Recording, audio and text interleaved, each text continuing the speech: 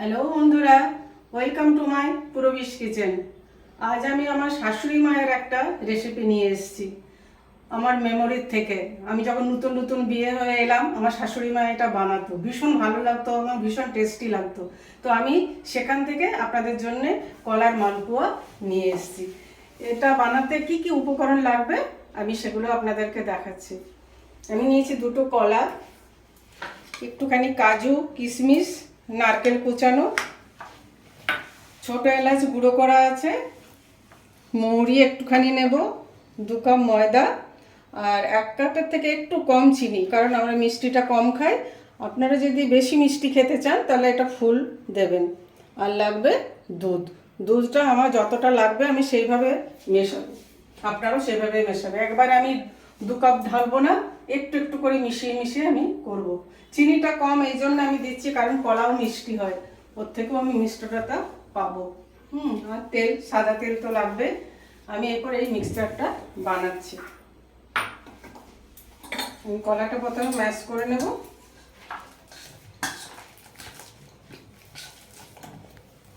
আপনারা এটা মেশার না থাকলে হাতে করে ম্যাশ করতে পারেন, কোনো অসুবিধা নেই। আমার শাশুড়ি মা তো হাতেই করতেন, তখন তো এসব ছিল না।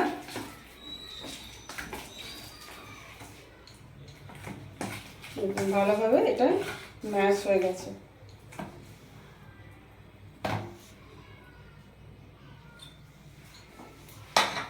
এরপরে আমি একে একে সমস্ত উপকরণগুলো দেব।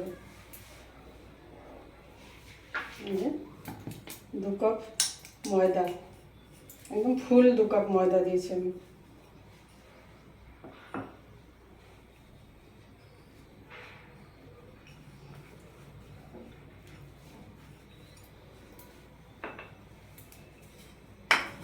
এরপর আমি দুধটা দেবো। দুধটা আমি একটু একটু দিয়ে মেশাবো। এটা আমার 2 কাপের মতোই আছে, দুধটা 2 কাপের থেকে একটু বেশি হবে আছে। আর চিনির থেকে কিছুটা ওয়াটার ছাড়বে।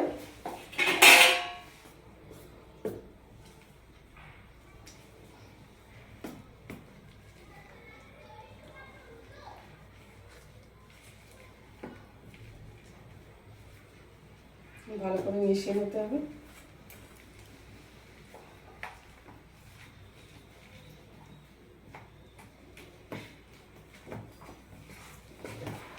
দুধ লাগবে, আবার পুরোটাই লাগবে, পুরো 2 কাপে দুধ লেগে যাবে।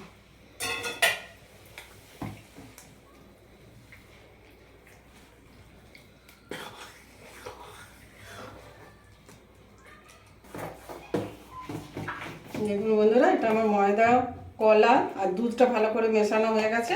এরপর আমি চিনিটা দিচ্ছি।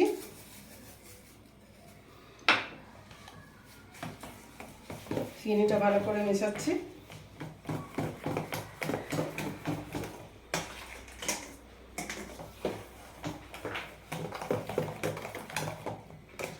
এরপর দেবো আমি নারকেল। এই নারকেলটা যখন মালপোয়াটা তৈরি হবে, দাঁতে যখন এগুলো লাগবে, খুব ভালো লাগে খেতে। কাজু দিলাম, কিশমিশ দিলাম, আর এই পাউডার এলাচটা দিলাম। আমি ভালো করে মিক্স করে নিই।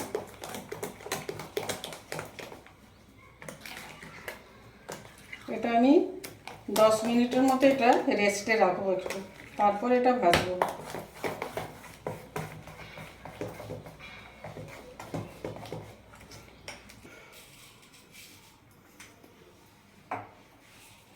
মৌরিটা দিয়ে দিলাম।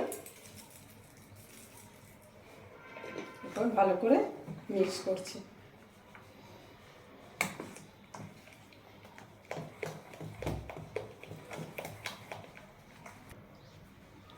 এটা আবার মেশানো হয়ে গেছে ভালো করে। এরপর আমি 10 মিনিটের জন্য ঢাকা দিয়ে এটা আমি রেস্টে রাখবো। এটা আমি ঢাকা দিয়ে রেখে দিচ্ছি। বন্ধুরা, স্ট্যান্ডিং টাইম হয়ে গেছে 10 মিনিটস। আমি একটু নেড়ে চেড়ে নিচ্ছি এটা। তারপর আমি গ্যাস অন করব এবং শুরু করব। গ্যাসটা অন করে দিই।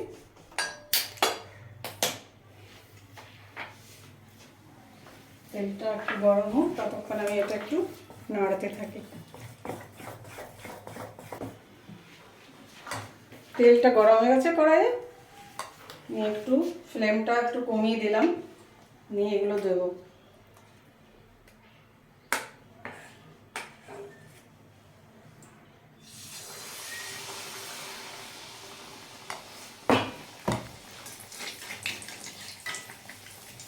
এটা একটু লো ফ্লেমে করতে হয়, তাহলে ভেতর পর্যন্ত বেশ ভালোভাবে ভাজা হবে।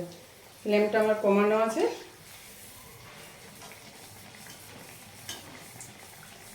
একটু এইভাবে তেলটা উপর দিকে ছড়িয়ে দিতে হয়।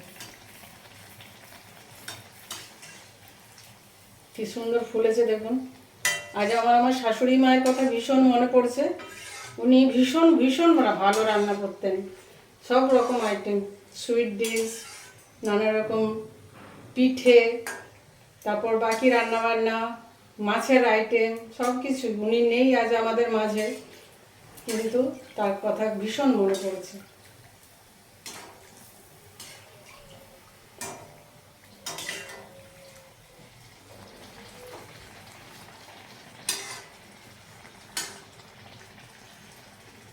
এইভাবে আমি সবগুলো ভাজবো। আমি একটা তুলে নিচ্ছি, এটা আমার হয়ে গেছে। এটা আরেকটা দিচ্ছি আমি, আস্তে আস্তে এভাবে দেবেন।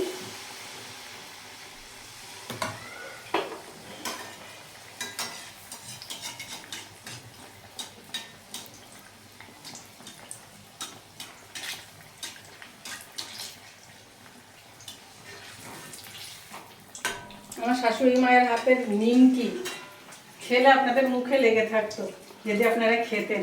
আমি আপনাদের কাছে নিয়ে আসবো আমার শাশুড়ি মায়ের কিছু আইটেম। কুচো নিমকি, তিনকোনা নিমকি, দারুণ বানাতেন উনি। আমার বাবা যখন আসতো আমার বাড়িতে, আমার শ্বশুর বাড়িতে, আমার শাশুড়ি মা একদম গরম গরম খাওয়াতো। তো আমার বাবা ভীষণ আমাদের বাড়িতে যে আমার বৌদিদের, আমার মাকে বলতো, বিয়ান মশাই, বিয়ান ভীষণ ভালো আমার আদর যত্ন করেছেন, হ্যাঁ, গরম গরম সব কিছু খেতে দিয়েছেন। খুব খুব ভালো ছিলেন উনি, আজ আমাদের মাঝে নেই।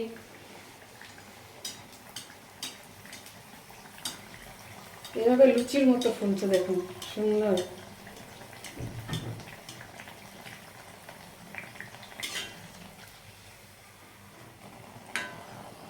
আমার যখন বিয়ে হয় তখন আমি কিছুই জানতাম না, একদম নীল ছিলাম, কিন্তু ইন্টারেস্ট ছিল সব কিছু শেখার। আমাদের সময় এইসব ইউটিউব বা এইসব কিছু ছিল না, কিন্তু শিখতাম বড়দের কাছে, যেমন আমার শাশুড়ি।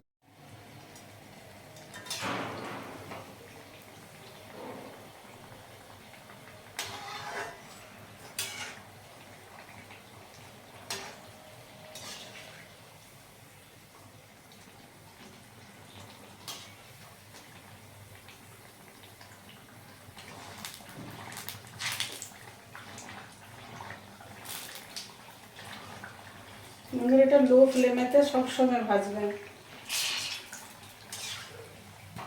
তাহলে ভেতর পর্যন্ত ভাজা হবে।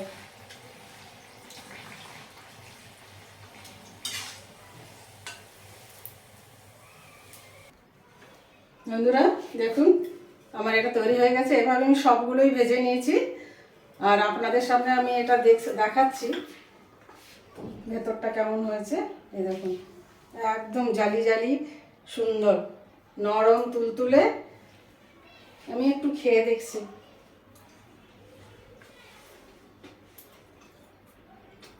আমি আমার শাশুড়ি মায়ের সাথে তুলনা করব না, কারণ উনি আমার গুরুজন, সবসময় আমার শ্রদ্ধেয়। তবে আমি যেটা বানিয়েছি ভীষণ ভীষণ সুন্দর হয়েছে। আপনারা বানাবেন, করে খাবেন, দেখবেন, এবং আমাকে আমার পেজটা ফলো করবেন, লাইক শেয়ার করবেন অবশ্যই। ধন্যবাদ।